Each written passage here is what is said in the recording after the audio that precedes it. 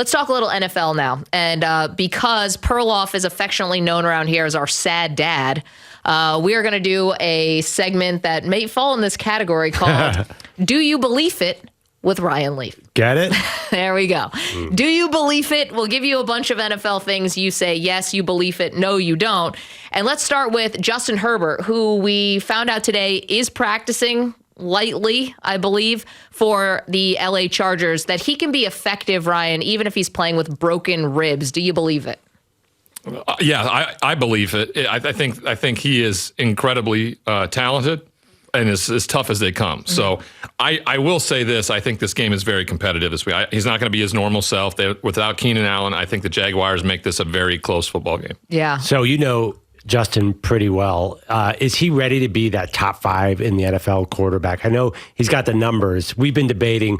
Do we ask Ryan about the big debate? What was the debate? I had him in the top 5. Maggie had him just below. Here's my argument. I love Justin Herbert as much as anybody. But I can't put you as a top 5 quarterback in the NFL if you have not played in a playoff game yet. I could argue that. Thank you. Ryan Leaf gets it. Why doesn't Perloff get it? But our job is to spepeculate and look ahead. Right, I get your. I know what you do, Perloff. I've been watching you do it for years, right? Yeah. He's on to your games. I think he's easily capable of being a top 5 quarterback and has the personality to do it. Yeah. He is so competitive. We got a chance to go away out to Bandon Dunes in Southern Oregon and play 3 days of golf with one another this summer, and I just saw that personality. So humble yet so competitive in everything he does and what he wants to be, and he wants to be great, and he's so capable of. You saw the throw when we couldn't even run a yard in that game last Thursday, and it makes that throw on 4th down. That's the guy. I know. We'll get right back to Believer. Quick question about quarterbacks. You are the most competitive live. Maggie and I talk about this a lot. Most of you guys would just kill somebody for a W, right? I mean, Peyton Manning looks big and goofy, and Tom Brady's competitive, but like, are all of you guys cut out from the same cloth?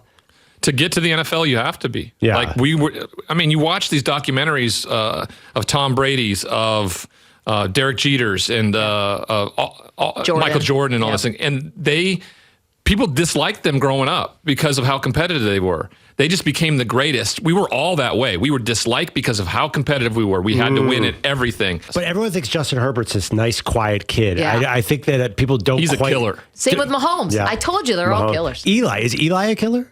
Yep. Are you a Patriots fan? Yeah, they're all killers. Huh? Yes. Yeah. Okay, our next Do You Believe It with Ryan Leaf. This is Perloff, who said Trey Lance will never start another game for the 49ers. Do you believe that? I'd hate for that to be the truth. But unfortunately, there's a real possibility. You're going into your 3rd year on a 3-year contract. He hasn't played since before the pandemic because they moved it to the spring season. He has not played football. And it just seems further and further away. I hope not. So I'm not going to spin into that narrative. I think he gets healthy, comes back as the starting quarterback. Jimmy Garoppolo somewhere else next year playing, and he has a fresh, clean slate to be the quarterback for the San Francisco 49ers. Okay, our next one, Do You Believe It with Ryan Leaf. This is the real Tua, what we saw in the 4th quarter against the Ravens. I don't believe that. I do think that things got set up pretty well for them. They were down by so much they weren't going to run the ball. They were going to throw it every single down. Yep. Some mistakes on the back end by the Baltimore Ravens. I don't think Tua's a bad quarterback. I think he's a very good quarterback. Is he great? Can he play like he did in the 4th quarter every week all year long? The likes of Justin Herbert, the Patrick Mahomes, Josh Allen's. Is he able to do that? Yeah. If he's able to do that, then we can start having the conversation. Now, the way people look at him is so wrong. The expectations that exist for him are completely false, really. He was special in the second half. Now, if he can follow that up against the Bills this weekend, then he's got the weapons now. That's a big difference. Why does the media seem to have their claws out for him? At least before last week, they always have been criticizing him. I don't understand it. I don't get it at all. I mean, I thought he was going to struggle coming into the NFL. I had him 5th or 6th on that list that year. Mm-hmm. Justin Herbert and Joe Burrow for me were 1A and 1B. Yeah. And so I knew there was going to be some learning curve and some growing pains for him. I just think everybody just assumed he was the 5th pick in the draft. Boom, right? He's go right away. Ryan Fitzpatrick really gets the call his rookie year more than him. New head coaches, all the things that play out. I think this staff His teammates, they like what they see every day in practice, and then he made big play after big play to get them back in that game. And that only that type of stuff can reinforce it. People may never give him his just due. It just may never happen, right? That's just the way it is, and I don't think he cares too much about what other people have to think about him. Well, also because we kind of look at prototypical quarterback as someone who looks like you, biggest guy, and coming in, and Tua's obviously not that. Okay, 2 more for you. Ryan Leaf, do you believe it? That Mitchell Trubisky actually has this job for the whole year, like Mike Tomlin had said before the season. Obviously, Steelers play the Browns tonight.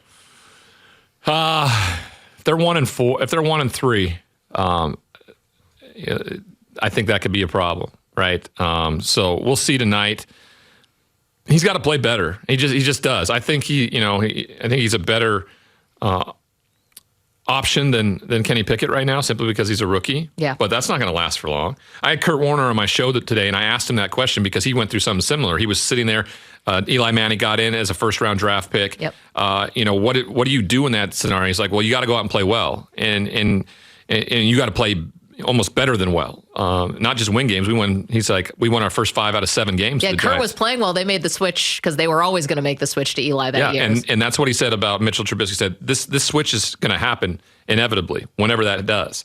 So when it does, for Mitchell, the best thing for him to be able to walk away is that he did everything he could, and he was as much of a winning quarterback at that time as he could be. Yeah. I mean, there's been a lot of criticism. I've seen it growing from Matt Canada, the offensive coordinator there.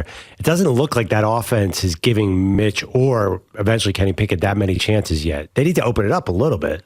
Yeah, the more and more I watch his game plans and his schemes and things like that, I think that it wasn't so much that Ben was so old last year, than it was more of what Matt Canada was bringing to the table offensively, and sometimes it's funny to watch defensive-minded head coaches, great head coaches that continue to kind of run through offensive coordinators sometimes. Yeah. Not finding the right fit, what they want to do. We'll see how this turns out. Maybe Kenny Pickett's the answer there. But they have weapons. Their offensive line is something to be questioned, and we'll see how they adapt tonight. And the weather tonight, the winds are supposed to be gusting like crazy, so we'll see how much the quarterbacks really have much influence on the game tonight. Last, do you believe it with Ryan Leaf, host of The Straight Line with Ryan Leaf? This is Tom Brady's last year. Do you believe it? I do. I think this is his last year, regardless of outcome. I just think that, he's used to the spotlight, but for whatever reason, it feels like it's starting to turn a little bit. Yep. Like there's a peak where we could do no wrong. You had a base that disliked him greatly because he was the Patriots quarterback, but everybody essentially loved him. And for whatever reason, there just seems to be a shift in perspective. There's nothing to warrant it at all. Zero to warrant it. But I think he'll find out pretty quickly that being in the booth is so much better because you can prepare like you do all week long to be a quarterback, and then you never leave that stadium with an L, ever, no matter which way you look at it. And that's why I love to get to do it every week too. We were just talking about Sean Payton. Will he decide to coach at the end of the year, or will he fall in love with that job at Fox? I was saying, I think that's got to be a nice lifestyle for Sean Payton.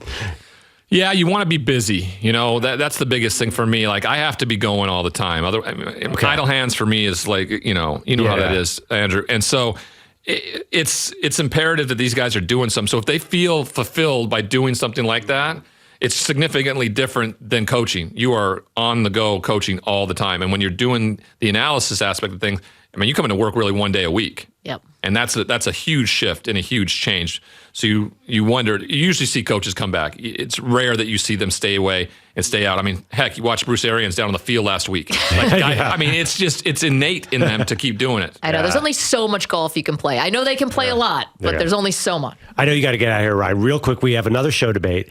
We do not agree on Nathaniel Hackett so much. You're a second chances guy.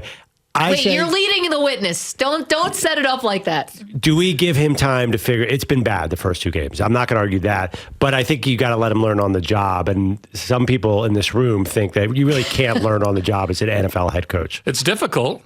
It's difficult to learn on the job as a head coach. But you hired him. What are you going to do? Fire him? No, you're not going to fire him. So, you got to allow him to do it. It might be at the end of the year, look at it in the mirror and go, oh, we made a horrible mistake by Nathaniel. But he's got 17 games. He's got 15 more games to use one of the NFL's best quarterbacks in the business in Russell Wilson and figure out a way. And that's what he's got in front of him. And there's a real chance that if he doesn't figure it out with about that amount of money they spent on Russell, that he'll be gone after the year's over. But I'm not ready to. They're 1-1. They won. Yeah. They beat a pretty darn good Texas defense, the Texans defense. So let's just relax a little bit before. I do think they get beat this weekend, though. So I'm not calling for his job, by the way. I just said I think he's on the hot seat already. Oh yeah, definitely. Of course he's on the hot seat. I mean that's all anybody can talk about. I mean the mistakes that he made at the end of the game. But you know what? Mike McCarthy's still making these mistakes, and he's been coaching for 100 years, right? Andy Reid's one of the winningest coaches ever. He's not good at time management. Those two guys have something in common.